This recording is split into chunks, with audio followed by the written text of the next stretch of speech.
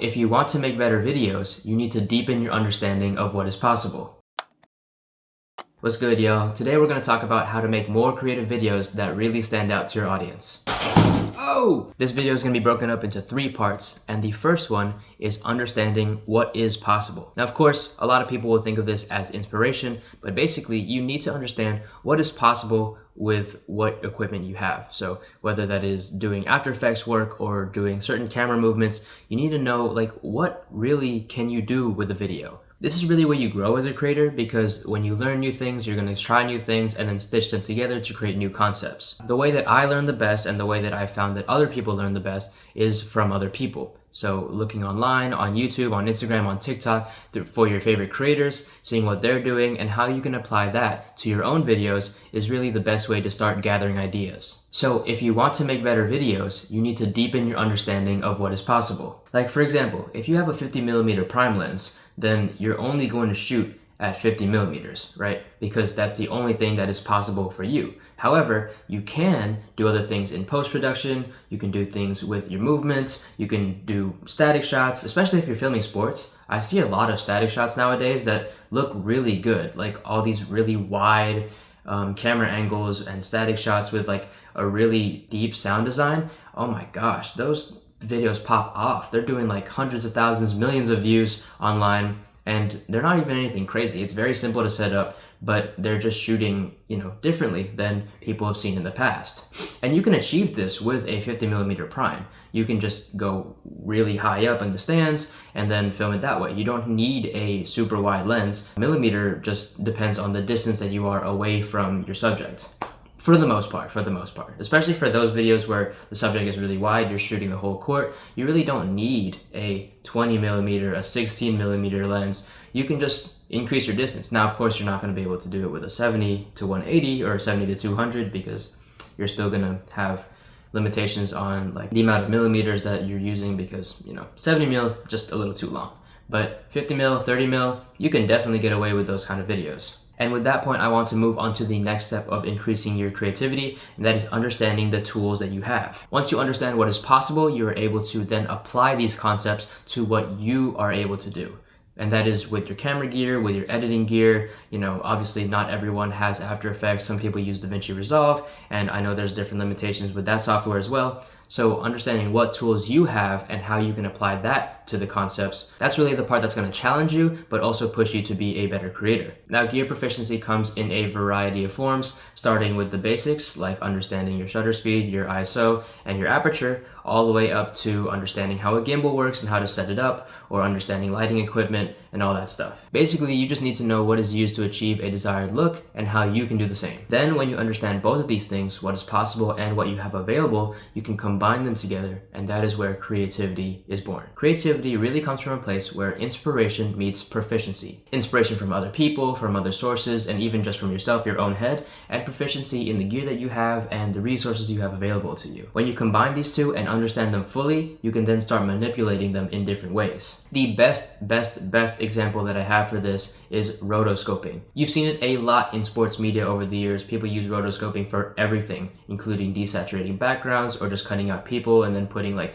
white or a different color background on them, putting words or text behind a subject, or even putting logos behind a subject. It can be used in a variety of ways. The same tool that is used to put text behind a walking subject is the same tool that the Boston Celtics use in their top-down video, where they have different plays and the camera is panning to different plays. It's because they all are rotoscoped out, and then they just move camera in and out of their different positions. The reason that the Celtics can use a tool like that is because they understand what the tool achieves and then push the limits of how they can use that end result. So basically, they're proficient in the tool and then they push the boundaries of their inspiration. And this can be applied to any concept. Again, from the basic stuff like camera movement all the way up to the really advanced stuff in After Effects and even in 3D modeling. Recently, the Tennessee football team dropped a video of their jersey reveal, and they used 3D modeling for a Venom effect because the Venom movie came out this year, or last year, and they had the Venom thing coming up and like taking over the orange jersey and making it black, and they had this whole big reveal and it went viral on the internet and it was amazing.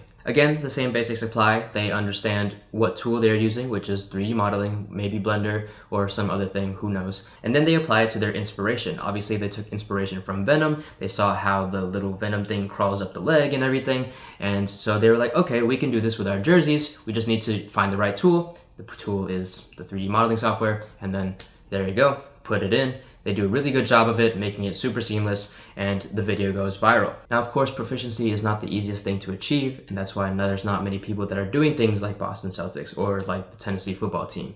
You know, it takes a long time, it takes a lot of reps, a lot of practice, and a lot of experience. However, that doesn't mean that you cannot apply the concepts to your filmmaking or creative journey today. Even just different focal lengths on the same shot will give you different looks, different feelings, and different effects. You just need to know what the desired outcome will be. For example, if I have a player standing in the middle of the court, just dribbling a basketball, I can shoot the player to just get the eyes.